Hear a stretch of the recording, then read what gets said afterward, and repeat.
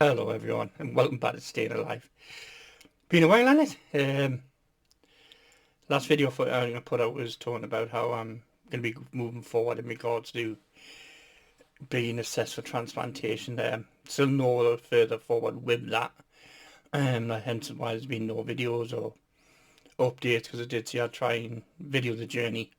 So anybody out there who may be on a list or being considered to be put on the list for transplantation can then follow my journey, get a bit of an understanding of it. Maybe I might be able to answer some questions, any worries, any concerns. And just talk about what you'd probably have to go through on a basis just to get assessed. And just to bring the attention to that, because I don't know if there's many people out there that have actually discussed the journey and shared it with people out there. So I'd like to do it. I think it'll help me process it as well. But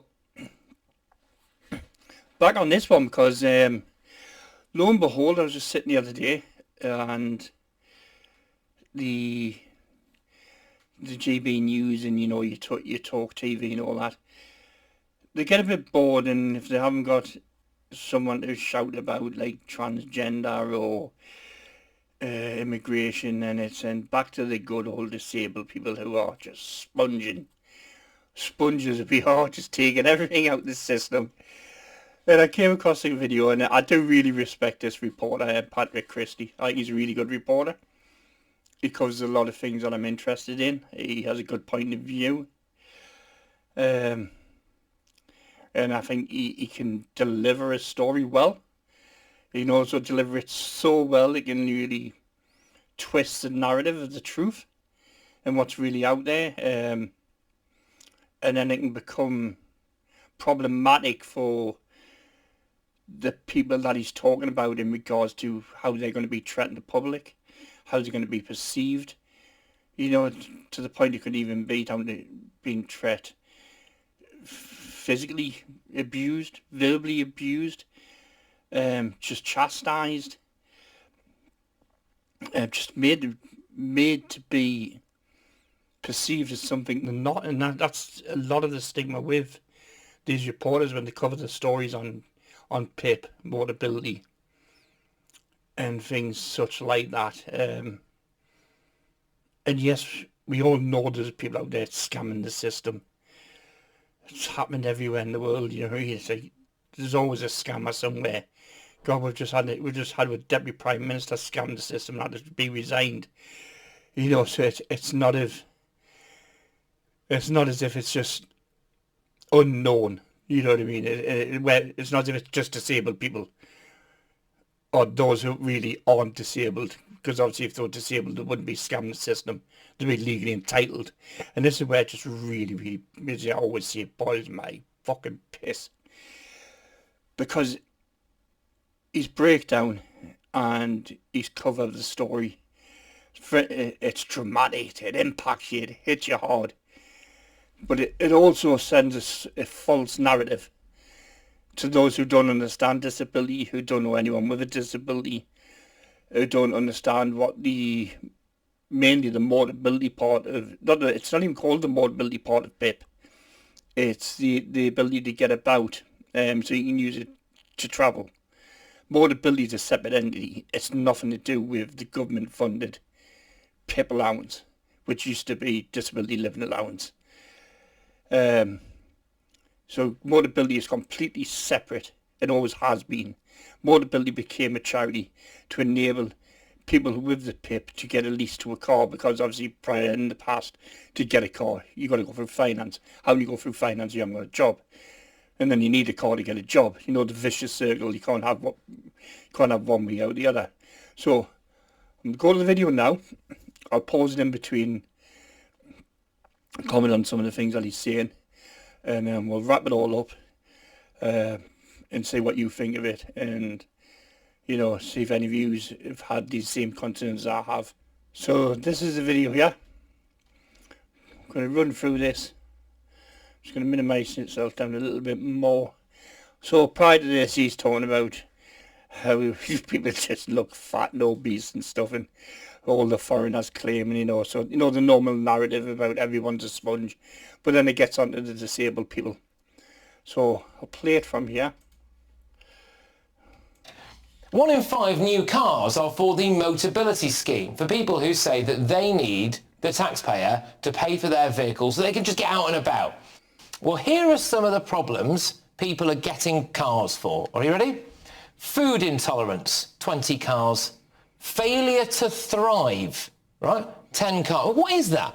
Constipation, 20 cars. Tourette's, 230 cars. A frozen shoulder, 150 cars. I mean, these two are interesting. Drug misuse, 220 cars. Yeah, give that smackhead a car. Absolutely. Alcohol misuse, 770 cars. Straight away there. Drug misuse. No, this, give that smackhead a car. Not all drug misuse is being caused because you're a smackhead. It's, some people end up in operations, end up on painkillers, and end up addicted to painkillers. Then it causes an ongoing epidemic. Look what happened with the one in America. The big drug scandal where they just kept changing and people became so addicted to it. It was unreal, and doctors were writing prescriptions left, right, and centre. So it's just like sometimes, just like, oh, how are you, man? It's like drug misuse. Sometimes, I get you don't want to smack head up in the car. I wouldn't want to smack head driving my car, but it just shows like sometimes just like you strive at anything to get it. Like you say, the attention grab. Drug, you're gonna walk out and go, oh, there's loads of drugs. He's like off the box, man, and just don't know what I'm getting. You know what I mean? It's like, oh, how are you, Patrick? What could go wrong there, eh? Generalised anxiety. I'm not surprised they're anxious, by the way, if we've got loads of people who are alcoholics and druggies driving around. But anyway, generalised anxiety, 1,030 cars. Stress, 20 cars. Depressive disorder, 7,460 cars. Obesity. So that looks at the depressive disorder. Imagine if it was really they were depressed. They're just driving around in a bomb on, and they're just ready just to run into a brick wall in the car. It's like, well, we could actually get rid of 7,460 people off benefit then, couldn't we? Do you know what I mean? It's that depressed, they could kill themselves in the car. And, they might end up crashing into another one who's an alcoholic, and we can get rid of him. But then the druggie might be in front of them. So, we're breaking it all, doing slowly, yeah. But how weird about it. It's just getting silly, in it. 800 cars, presumably they should be minivans or something. Dyslexia, 320 cars. And tennis elbow. Yes, tennis elbow, 40 cars. Brilliant, isn't it? Magnificent. Why are we paying for anything? See, David, why are we paying for anything? Well, Patrick, you're paying for your taxes, right? But what you're forgetting is you're blaming the Motability Scheme. Now, the government are the ones who set the guidance you have to have a certain amount of points. And each point is awarded to an amount that you get. So it'll range anything from like £30 up to £75 a week for getting about on the benefit. But Motability will only allow you to receive a car if you get the highest rate. So to get the highest rate, you have to have some sort of severe disability.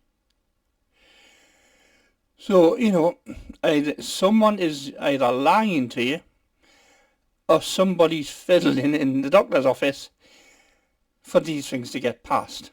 I would say there is a lot of people who'll be out there and lie, Patrick. There is. We'll be 100%. I believe there's a lot of people on benefits that shouldn't be on benefits. But the Motability Scheme isn't the problem. It's the way the government are assessing these people. So don't put it onto the Motability Scheme first of all. Put it on back to the government. Because the government are ones that are using your taxes to give this money away. And if Motability Scheme are trying to do the right thing by believing that these people need help to get about, they're going to do what's right for that person because they believe that the government have said that this person really needs help to get about. But let's see what else he's got to say. See if there's anything a little bit more juicy as we go on. In 5 years' time, Britain's benefits bill will be around 100 billion quid a year. What will you say when Labour ask you to pay more tax so more people can claim benefits? So, there we go. What are you going to do when Labour asks you to pay more tax? Well, let's break it down, right? So, I've had a mobility vehicle, I've had it throughout my life. It's aided me brilliantly to be able to be part of society, to be able to contribute in the world. I'm not proud to say I've had it. Like they were, look at me, they like bragging type thing, but I'm very fortunate that I had that support to get a vehicle. So I worked it out. I had a look at what you would get per month on the Motability scheme, and to get the highest rate works out about £70 a week would be about £308 a month, right? That's how much the government will give someone on the highest rate of mobility, right? That's a lot of money. It is. It's a lot of money. You could probably buy your own car and insure it for that. And I have made a video on this earlier, previous video. But the problem with buying a car and insuring it is when you have a disability, you only get so many days sick leave. And I keep saying this and I keep reiterating this. Once your sick leave runs out, you are then getting no wages. You get your minimum wage, you get your statutory sick pay, which is like £70 a week. It's no good to, no use owning it. You're never going to pay your car finance and that. Never mind, then feed yourself, your electric, your gas, your council tax. So I worked that out over the yearly, just to make sure Patrick feels okay about these sums and really having to go to us people, yeah. Because, it's like, that was a YouTube short and probably reached hundreds of thousands of people, all portraying someone who, like me, would probably get out of a car thinking, oh God, he's got a tennis elbow, he's just shit himself, or maybe he's a smackhead, or maybe he's an alcoholic. Not the fact that I can't walk up a flight of stairs without puffing and panting like the big bad wolf trying to build the brick house, dude. Do you know what I mean? The freaking numpty. So the total price would be £3,698.40 a year. That's how much the government would give to someone like me to get a motor, that would then enable me to go and get a mobility car. But with a mobility car, I went to work. So if I went to work just on minimum wage, Patrick, minimum, I'd earn £24,155. Now if we take off my income tax and take off that £3,698 off, it would leave me with a total amount after I've been to work of £20,000 in my pocket. So yes, I've took £3,000 from the government, but if I deduct that money off me working, so it means I'm not claiming council tax, I'm not claiming water rates, I'm not claiming any type of benefits, I'm getting absolutely nothing off the state bar that £3,000. Even if I paid that back,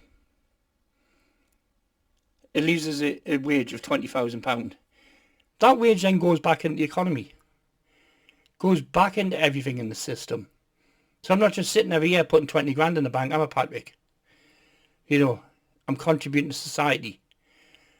But if I don't go to work, I'll still get these benefits, but I'll take a massive more of a chunk out of the system. Well, at least in 8, 9, 10 grand a year to sit my arse. But a lot of people don't want to sit on the arse. But a lot of people who have long-term disabilities with breathing problems like myself can't travel on a train, a bus, they can't walk to these places, they can't be outside, for long periods of time, they can't stand in the snow, in the rain, having to trek in case the bus doesn't turn up, walk long distances, the body doesn't sustain it. So what we give in one hand, I've always tried to give back in the other by working. God, I could have lived on benefits all my life. I've had every reason to. Do you know what I mean? Didn't have to go to work. I could just claim the disability. Yeah, I'm disabled and I'd get everything, because I would have. But I didn't want that. What does it show me family? What does it show the children I was raising? It shows them that Or you got a disability, you don't do anything, you don't contribute to society. No. Doesn't matter what card you get handed, you try and do the best you can. And you try and raise that person up. But then I looked at the figures and right, well, he's saying so all those people, and they're all, so that's just me breaking it down into the cost. If, for one person, if he went to work and if he put his money in. But I added up his figures and it's 11,090 people on his list claiming these cars. So I thought, let's have a look how many people actually have mobility cars. That's 860,000. That sounds like a hell of a lot of mobility cars. It does. It sounds horrific, doesn't it? It's like, wow, 860,000. But 11,000 out of the 860,000 who are meant to be getting these for tennis elbow and being smack head and off the tits. That only works out at 1.28%. That's like less than 1.3% of these people that are disingenuous, that aren't entitled to it, or shouldn't be entitled to it, according to his figures. So that's a very low fraction, Patrick. Very low fraction. But for your 1.3% of people abusing the system, you're effectively affecting 98.7% of disabled people who could look like me, walk around like, well, not walk around like me, because I'm going to walk wherever you fucking for, I keep telling you that. But then I could get verbal abuse, maybe physical abuse, maybe taunted, maybe told I'm scum, maybe told I'm worthless, I'm a scrounge, I'm a beggar. You've got to watch what you're saying, because, your words have an effect on everybody else. But then let's look at that 1.89% of the population. So if we take the 86,000 people, 860,000 people on mobility, that let's say they're entitled to it, out of a population of 69.23 million, that only works out at 1.24% of the population that have mobility vehicles. So again, that's less than 1.3% of the population. So 1.3% of the population have mobility vehicles, and then 1.3% of that figure are probably not entitled to them. So we're on fractions, of the people doing that. And yes, the benefit builds out of hand, of course it is. And I think people who have the ability, if you can get in the car and get about, and it helps you get about and helps you do things, then you should be able to do some sort of small jobs. There is those who literally physically can't. But I think you should always try and create some sort of wealth for yourself and not just rely solely on the state. At some point you're going to get a point where you can't actually create any fucking wealth and you're going to have to be reliant. But but when you think, if you, like myself, who has children, who had parents, who had aunties and uncles, their taxes, what they pay per year, just in taxes, far succeed anything I would have ever got off the government if I had a claim benefit in my entire life. Their taxes every year, after year after year. If you think on average, at the basic rate of basic pay, you're paying £1,200 a year in tax. You do that by 10 people. That's 100,000. Sorry, that's £10,000 a year by 10 people. Do it by 20,000. It's a lot of money.